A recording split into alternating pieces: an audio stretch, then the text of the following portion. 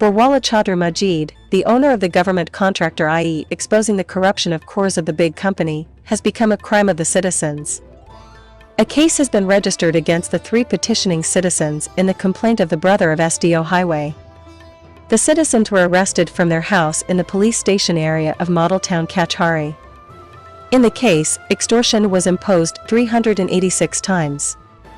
CCTV footage of the arrest was received by BNA News. It can be clearly seen in the footage that the police are arresting them from their house and arrested the people sitting in the house.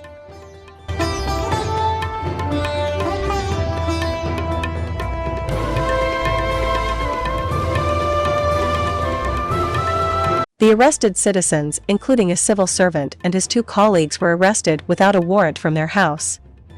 Citizens had also filed a petition against SDO Highway for patronizing a company using substandard materials.